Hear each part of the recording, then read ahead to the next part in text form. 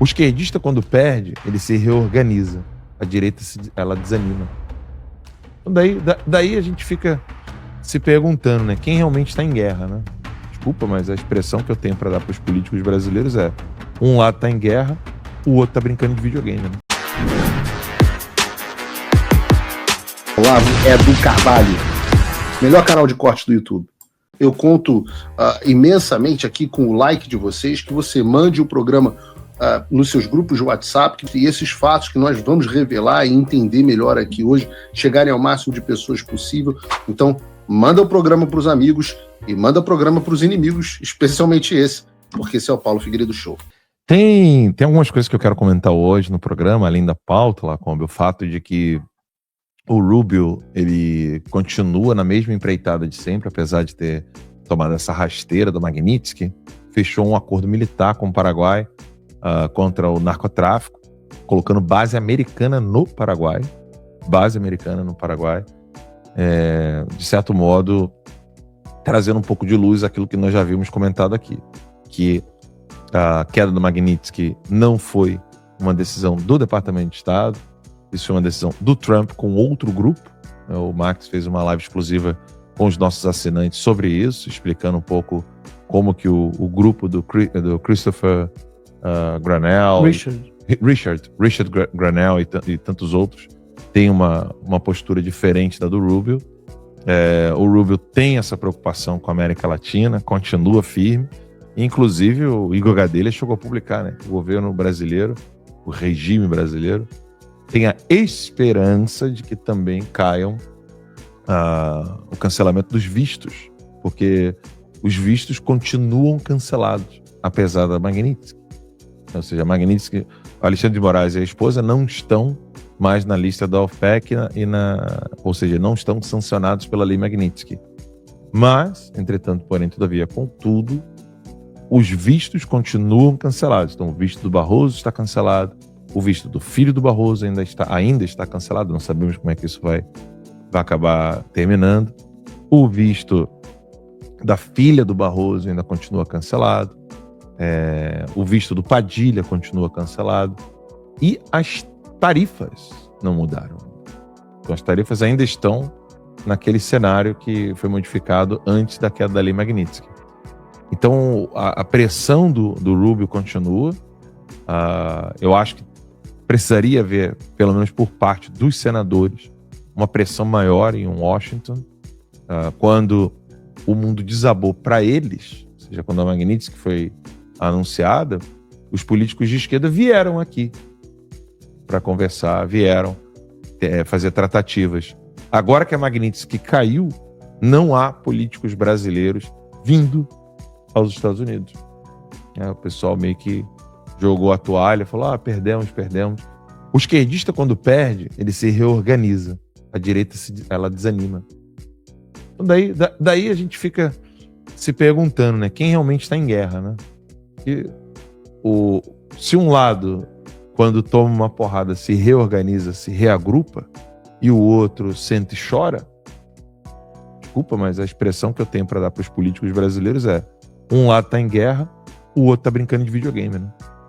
Pô, eu sei que Alan é mais enfrentador, gosta de um combate e tal, mas eu queria... Quer liberar o visto para essa turma toda que está sem visto? Libera, mas dá para limitar, assim, proibir entrar na região de Orlando? Lacombe, eu não quero visto, eu quero Mossad na cara desse pessoal. Eu não quero encontrá-los aqui, cara. Não, mas... vontade. Eu gostaria de encontrá-los junto com o Mossad. Já falei, visto cancelado para mim é pouco. Eu quero o Mossad indo atrás desse pessoal, mas não é jogando míssil na cara deles, não, é mostrando tudo que eles estão fazendo e prendendo, né? Eles são terroristas. Terrorista não tem conversa. Vamos lá, Max Cardoso, bom dia para você. Bom dia, Lacombe, bom dia, Alan, boa tarde, pessoal aí no Brasil. E lembrando, você que está aí no chat, coloca de onde que você está assistindo a timeline. Coloca a cidade, o estado aí do Brasil, de onde você está assistindo o programa. Para quem está fora do Brasil, também coloca a cidade, o país de onde você está assistindo o Conversa Timeline. A gente gosta de saber até onde que a timeline está alcançando. Isso também ajuda com que o YouTube distribua para mais pessoas, tá? Então você ajuda muito dando aí o seu boa tarde, seu boa noite, seu bom dia, dependendo de onde você estiver tá bom? A gente gosta de também olhar aqui no chat, ver o chat correndo, com o pessoal comentando e tendo essa interação. Não esqueça o like e não esqueça também de compartilhar o link dessa transmissão aí nas suas redes sociais, tá? Manda lá nos grupos do WhatsApp, manda nos grupos de Facebook, nos grupos do Telegram, manda para o WhatsApp daquela pessoa que você quer que conheça a Timeline. Muita gente já deu testemunho aqui, ó. Tinha amigo petista, tinha amigo que não sabia o que estava acontecendo. Mandei o Conversa Timeline para ele virou fã do programa e falou que nunca mais vota no PT. Então, quem sabe, né? Você também não vai ajudar mais uma pessoa a despertar e saber o que está acontecendo. E foi muito boa a entrevista do Flávio ontem, né, Lacombe? Eu gostei. Lá no Ratinho, o Flávio teve uma postura muito boa, tá? Falou muito bem.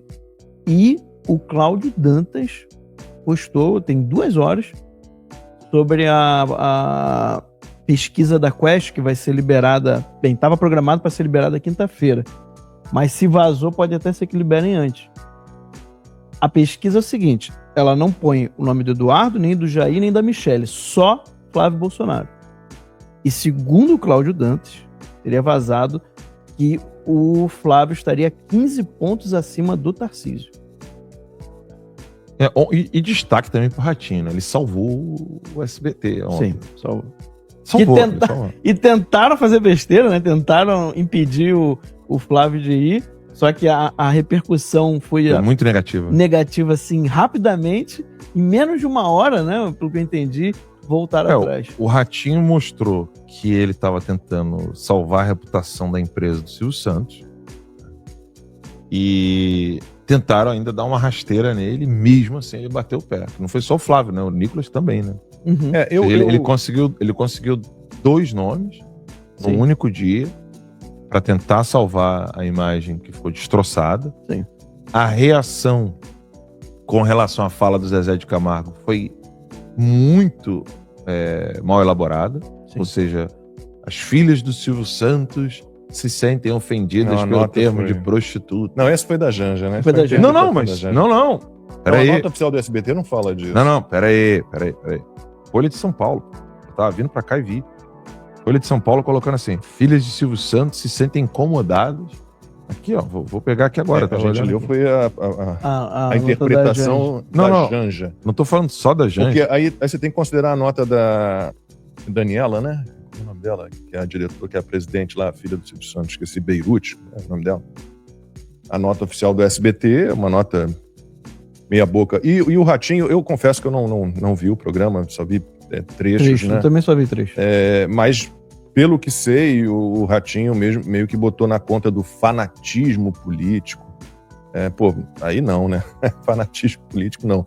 Você tá num evento como aquele, dando espaço para um ministro do STF, que nem deveria estar ali. Os políticos sempre estão nesses eventos.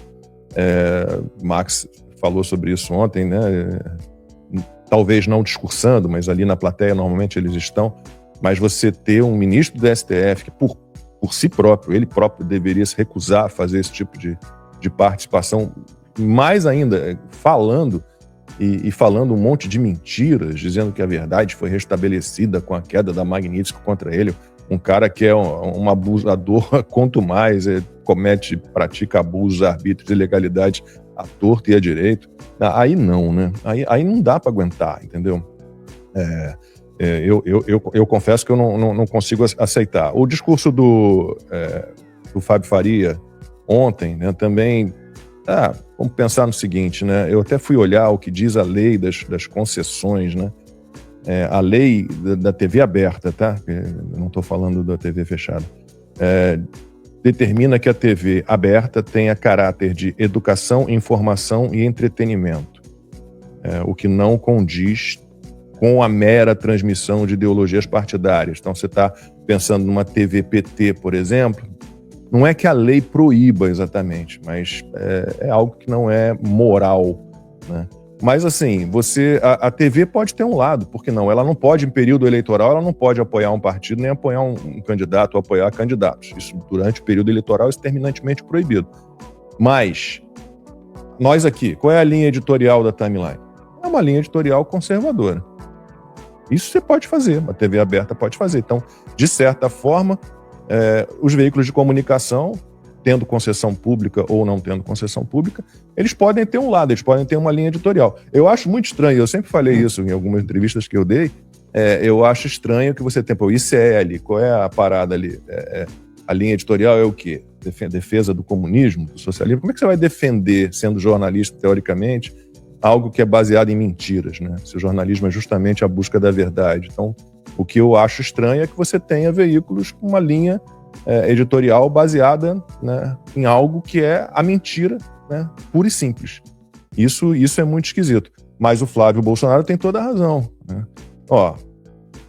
Eu digo isso, uma emissora pode ter um lado, né? Ela pode ter uma linha editorial que defenda um lado, uma linha editorial como a Timeline conservadora, não tem problema nenhum.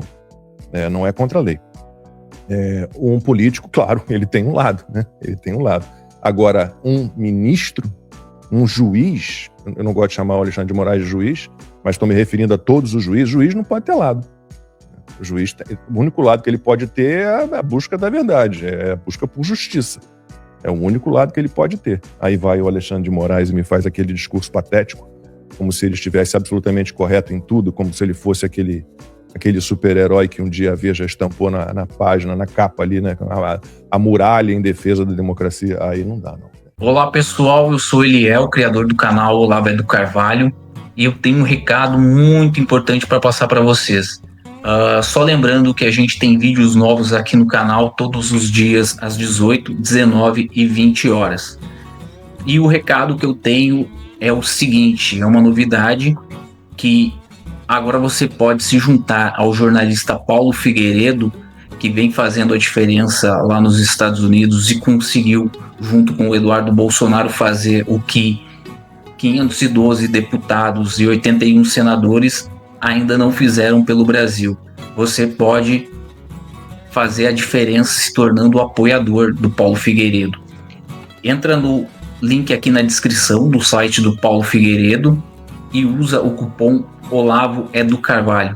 Assim você se torna apoiador do Paulo e ajuda a gente a construir um país melhor, com menos de $5 por mês. Use o cupom Olavo é do Carvalho e se junte aos patriotas que realmente vêm fazendo a diferença pelo Brasil. E se você quiser ajudar ainda mais, você pode se tornar um patrono Gold do Paulo Figueiredo.